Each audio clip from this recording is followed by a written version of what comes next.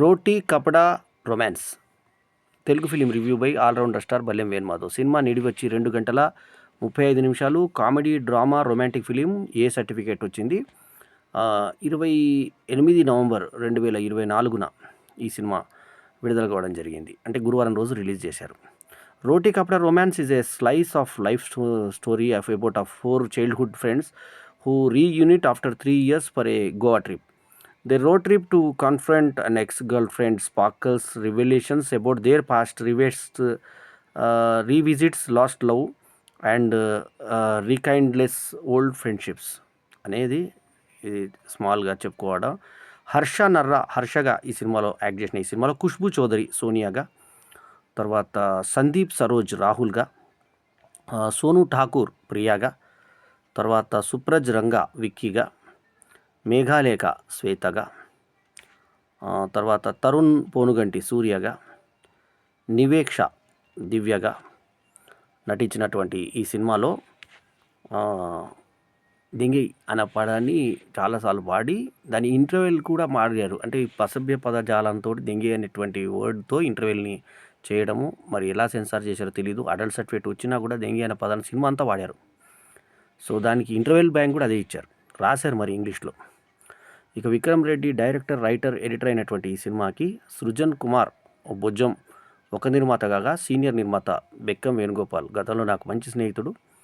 So అతను దీనికి నిర్మాత, వన్ ఆఫ్ ద ప్రొడ్యూసర్, ఇద్దరు ప్రొడ్యూసర్లు. సన్నీ ఎంఆర్ మ్యూజిషియన్ చేసిన ఈ సినిమాకి హర్షవర్ధన్ రామేశ్వర్ ఇంకొక మ్యూజిషియన్, ఆర్ఆర్ ధ్రువన్ ఇంకొక మ్యూజిషియన్, సంతోష్ రెడ్డి సినిమాటోగ్రఫీ. ఇక సినిమా ఎలా ఉంది చూద్దామంటే, కథలోకి వెళ్తే 4 రకాలటువంటి స్వభావంతో ఉన్న ఫ్రెండ్స్ గోవాలో కలిశారని ఇందాకే చెప్పుకున్నాం కదా.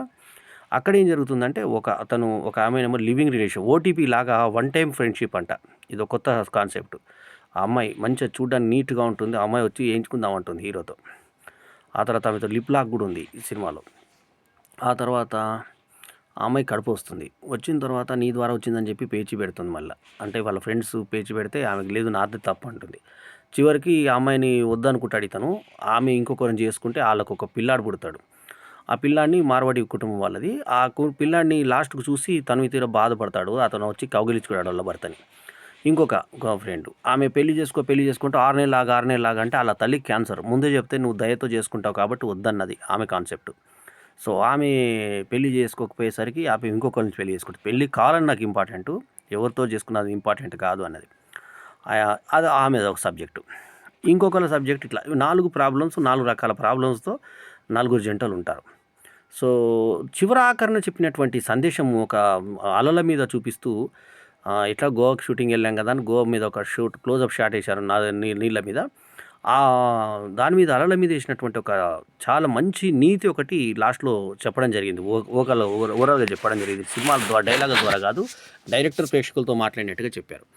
ఆ డైలాగ్ ఏంటంటే, ఆడవాళ్ళు మనకు ఎంటర్ అయినప్పుడు, ఒక మగ జీవితంలో కంపల్సరీ ఏదో టైంలో ఎంటర్ అవుతుంది. ఎంటర్ అయినప్పుడు మనకు తీపి గుర్తులు ఇస్తారు. తర్వాత కొన్ని రోజులు ముదిరిపోయిన తర్వాత చేదు గుర్తులు ఇస్తారు. అయితే మన యొక్క విఘ్నత ఏంటంటే, ఆ తీపి గుర్తుల్ని గుర్తు చేసుకొని ముందుకెళ్తామా, లేకుంటే చేదు గుర్తులు గుర్తుకొని అక్కడే మునిగిపోతామా అన్నది మనం తెలుసుకోవాలి అనేది ఒక అద్భుతమైనటువంటి నీతి చెప్పాడు. ఇది తత్వం లాంటి నీతి చెప్పాడు. అంటే ప్రతి లేడీతో ఒకవేళ మన జీవితంలోకి వచ్చినప్పుడు మంచి అనుభూతులు ఉంటాయి, చెడ్డ అనుభూతులు ఉంటాయి. మంచి అనుభూతుల్ని గుర్తుపెట్టుకొని నెమరేసుకొని ఆనందంగా ఉండమన్నది సందేశం. అంతేగాని ఆమెతో ఏదో ప్రాబ్లం జరిగిందని చెప్పేసి దాంతో అంటే మనం తీసుకునే దాన్ని బట్టి ఉంటుందన్నాడు. మంచి తీసుకొని చెడు వదిలిపెట్టమన్నది ఒక మంచి గొప్ప సందేశాన్ని చెప్పాడు విక్రమ్ రెడ్డి. సో దానికి మాత్రం అభినందన, హ్యాట్స్ ఆఫ్ చెప్పాలి. గొప్ప సందేశం ఇది. ఇక లిప్ లాక్లు ఈ సినిమాలో దెంగి అన్న పదం ఇష్టం వచ్చినట్టుగా విరివిగా వాడడం, బూత్ పదాన్ని, తర్వాత దాన్ని ఇంటర్వెల్గా చేయడము, ఇవి కొన్ని పక్కన పెడితే ఒక లిప్ లాక్లు 2 సార్లు లిప్ లాక్లు ఉన్నాయి. ఇవి విడిచిపెడితే ఇంకా కడుపు చేసుకున్నప్పుడు తీయడానికి వెళ్ళినప్పుడు అక్కడ సంభాషణ ఇదంతా ఉంది. ఇంకా తర్వాత ఫ్యామిలీస్లో ఏ రకంగా ఇబ్బందులు అవుతాయి, ఆ కడుపుతో ఉన్నప్పుడు ఆ పిల్ల తర్వాత ఎట్లాంటి ప్రాబ్లమ్స్ ఎదురైంది, మొత్తానికి అర్థం చేసుకునే భర్త దొరికాడు.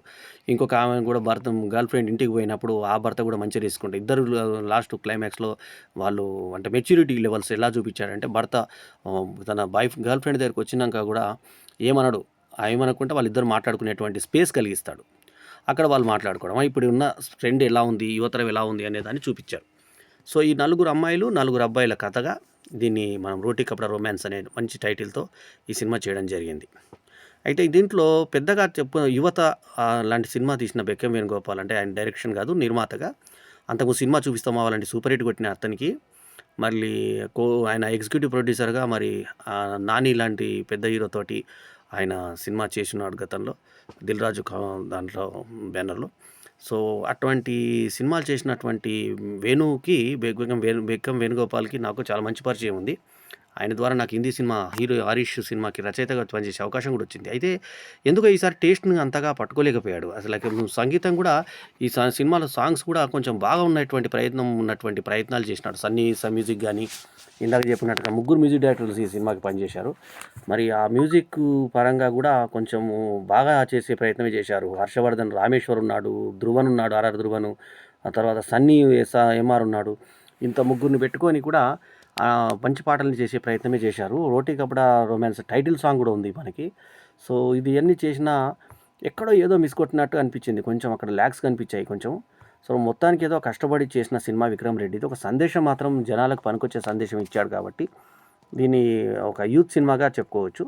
సో పబ్లిసిటీ డిజైన్స్ అవన్నీ కూడా ఆకట్టుకునే విధంగా ఇట్లా రోటీ కపడా రొమాన్స్ అని చెప్పేసి పబ్లిసిటీ డిజైన్స్ కూడా ఆకట్టుకునేటట్టుగా చేసిన ఈ సినిమా ఈ వారం సినిమాల్లో కొద్దో గొప్ప చెప్పుకోదగ్గ సినిమాగా ఇది. ఎందుకంటే డైరెక్ట్ కన్నడ టైటిల్తో రిలీజ్ అయినటువంటి రణగల్ పక్కన ఇంకా ఈ కొంచెం చెప్పుకోదగ్గ సినిమా ఇదే కాబట్టి ఈ స్పేస్ని కరెక్ట్గా వాడుకునే సత్తా కనుక ఈ సినిమాకు ఉండుంటే కలెక్షన్స్ అద్భుతంగా ఉండేది. ఇవన్నీ కూడా మెకానిక్ రాకీకిను ఇంకా ఆడుతున్నటువంటి లక్కీ భాస్కర్ తర్వాత 3 సినిమాలు పోటీ పడి ఆడుతున్నాయి కాబట్టి ఆ 3 సినిమాలకి ఇవి పోటీ ఇవ్వలేకపోయాయని చెప్పాలి. ఈ మధ్యకాలంలో ఆ చిన్న సినిమా కేసీఆర్ విజయం కూడా ఈ సినిమా మీద ప్రభావం చూపెడుతుంది.